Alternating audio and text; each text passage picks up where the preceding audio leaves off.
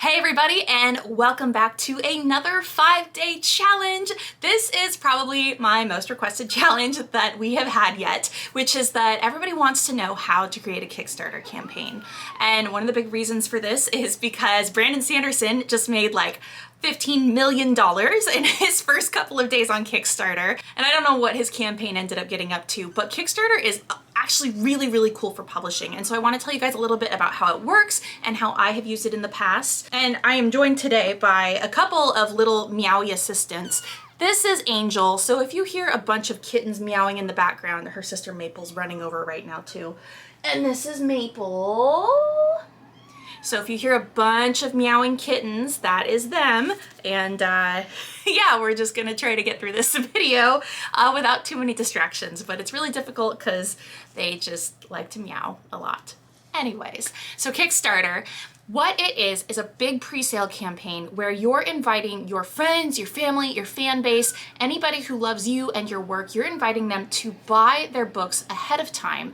And then what you do is you take that pre-sale money and you use it to print the books.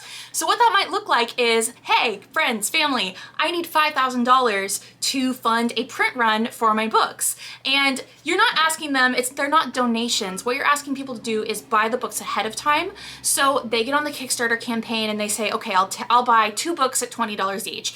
And then if enough people do that and you gain all of that money to hit your funding goal, if your friends and family all band together and buy enough books to hit $5,000, then you get to keep that $5,000, you go on to use it to print the books, and then you ship them out to everybody who's already purchased. And I do want to make a quick distinction. Kickstarter is a little bit different from places like GoFundMe. GoFundMe is a little bit more charity oriented. So that might be something like, hey, a family member of mine needs this medical procedure. It's kind of along the same idea of your friends and family and everybody tries to get together and everyone pitches in a little money until you have enough for what you need. But Kickstarter is solely project oriented, and there's a reason for this, because Kickstarter is a little different in that it's all or nothing. So if you go to Kickstarter and you say, I need $10,000 to print this run of books, and you only raise $3,000, you now can't print the books that you promised to everybody. And so it puts you in this really bad position of, if you were doing it on GoFundMe, you now have everybody's $3,000, but that's not enough to print books. So what do? Do you keep the money? Do you give it back? Do you print a subpar quality product and hope that they don't notice, you know? So Kickstarter eliminates that, because if you don't hit that goal, if you needed 10 and you only get 3, no money ever exchanges hands. You don't get their money, they don't lose their money, it doesn't vanish or evaporate or anything, but you don't get it, and so you're not in that weird position where you now have half of what you need but can't accomplish what you need. So that's the big difference between a Kickstarter campaign and any of these other crowdfunding campaigns that go on too, is Kickstarter is all or nothing, which does make it a little bit more stressful and scary. And if you guys could just take away one thing from this video, just one, it's this. And that is that there's this misconception about Kickstarter campaigns that if you build it, people will show up and they will buy your product. And I just really want to debunk that for you guys and let you know it's not just a matter of putting your project onto Kickstarter and waiting for random people to show up and buy your stuff. I would say 95% of the sales that you're going to make on that Kickstarter campaign are coming from your friends, your family, your own existing fan base, people who already know and love you, and you might get 5% from some random people on the internet who are interested in buying your book.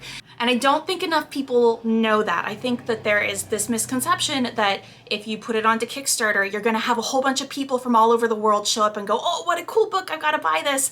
But remember, you guys, Brandon Sanderson didn't make $15 million on his debut novel as an unknown author, right? He has a massive fan base already. And so with him even, I'm sure that it was a 95-5 split of 95% of that money came from people who already knew and loved him. And honestly, he's kind of a household name, so I don't even know if there is 5% who didn't know who he was. But I do think that that is one of the most important things that I can get across to you guys, is that it's a pre-sale campaign for your own people. You are bringing those people directly to Kickstarter. That is where your money's gonna come from. It's not coming from random strangers.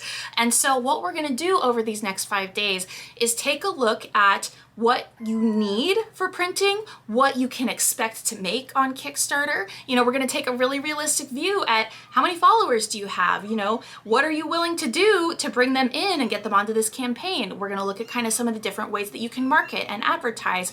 And most of that is gonna be within your existing base of people who know and like your work already. And we're gonna take a look at the things that you need to create, the things that you need to build, what works well, what in my experience has not worked super well. And then by the end of these 5 days, you should have a really good plan for if you are going to run a Kickstarter, working out exactly how it's going to go and setting a realistic expectation for yourself of exactly how much you think you can make on it. So I'll just give you guys a really quick background on how Kickstarter has worked for me. So it started with my very first book, Secrets of the Tally, which actually had a different cover at that time.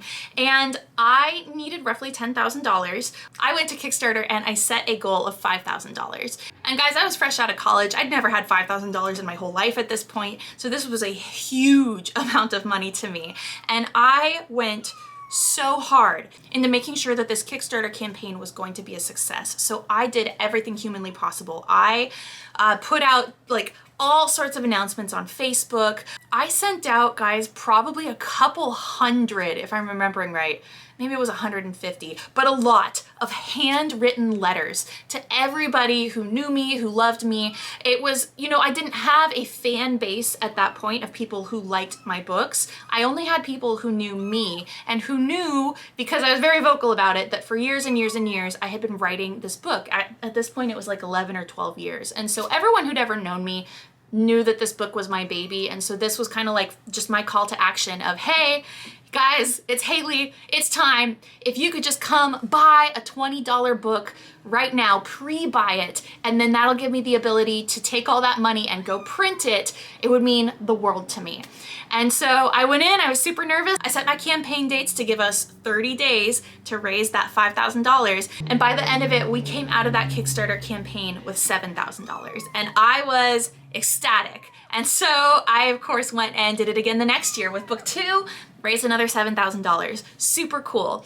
The year after that is actually when I quit my day job. And let me throw in, I should have probably not done it yet. There was a lot of other things going on in life, but that next year I went hard into Instagram advertising. I built up this really awesome Instagram account, and I left my job. I moved out of the area that I was in. I was done with everything that I was doing at that point, and I got on a train and I just traveled around the whole country and stayed on people's couches pretty much for months while I wrote and finished my 3rd book, while I built that Instagram following. And then when I ran Kickstarter for book 3, I ended up with $10,000. And then over the next year or two, I started building up an email list. I started going to like a lot of events and meeting people in person and building this list of people who were reading my books and had met me. And so by the time it was time to do book 4, we made $17,000. You can see we're jumping up in numbers each time. And then, you know, during COVID times, we launched the prequel, Prince Avalask, which didn't make quite as much as book 4, but it was because it was priced lower because it's a smaller book. That one ended up making $15,000. You'll see my kids' book back there, Macho, made somewhere between 10 and 11. And so the reason that I want to do this 5-day challenge right now is because I'm building the next Kickstarter for my next Macho book. So it's the sequel to the kids book. That one raised 10, 11,000, whatever it was right in the middle there. And so now we're going to be building on that and hopefully building a campaign that does even better than that one does. Because, you know, the kids book is a little bit different than the novels. It was going to take a step back, but so 10,000 was kind of our starting point there. Now we're going to see how much we can make in the Macho sequel Kickstarter campaign. So the bottom line is that you're gonna get to watch me build this pretty much from scratch. I'm just gonna kind of record my process, show you guys what I'm doing, and I wanna talk you guys through what has worked for me in the past, what I've figured out through a lot of trial and error, because if you guys are gonna be running Kickstarter campaigns, maybe you don't have to make all the same mistakes that I've made over these past 5-6 years that I've been running them. So yes, I have raised over $65,000 on Kickstarter between my first book and my kids' book. There's 6 of them.